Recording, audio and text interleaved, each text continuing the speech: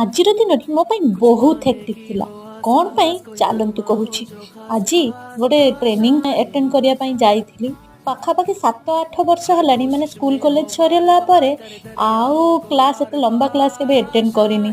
ତ ଗଭର୍ଣ୍ଣମେଣ୍ଟରୁ ଯେହେତୁ ଏଇଟା ସ୍କିମ୍ ଆସିଥିଲା ତ ସମସ୍ତଙ୍କୁ ଯାହାହେଲେ ବି ଆଟେଣ୍ଡ କରିବାକୁ ପଡ଼ିବ। ସେ ପୁଣି ସକାଳ 9ଟାରୁ ସନ୍ଧ୍ୟା 6ଟା ଯାଏ। ବହୁତ ହି ହେକ୍ଟିକ୍ ଥିଲା। ବହୁତ ଦିନ ପରେ ଏତେ ଲମ୍ବା କ୍ଲାସ୍ ଆଟେଣ୍ଡ କଲି।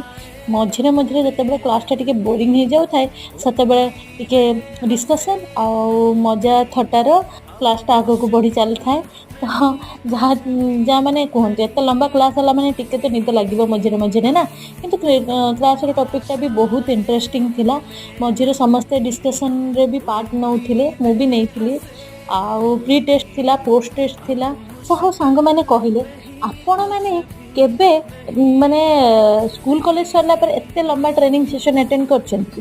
ଆଉ ଆଟେଣ୍ଡ ଯଦି କରିଛନ୍ତି ଆପଣ କ'ଣ ପୁରା ଟାଇମ୍ ଆଟେଣ୍ଟିଭ୍ ହେଇକି ଶୁଣିଛନ୍ତି ନା ମଝିରେ ମଝିରେ ମୋ ଭଳି ଟିକେ ମାନେ ଅଳସୁଆ ଭଳି ଲାଗୁଥାଏ?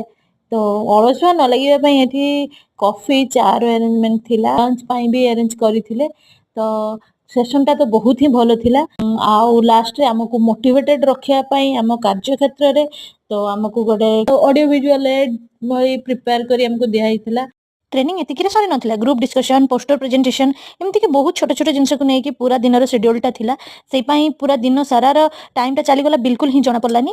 ତ ବହୁତ ଭଲ ଥିଲା ସେ ଜିନିଷଟା। ଲାଷ୍ଟରେ ଆମ ଆସିଷ୍ଟାଣ୍ଟ ପ୍ରଫେସର ଥ୍ୟାଙ୍କ ୟୁ କହିକି ଚାଲିଲେ।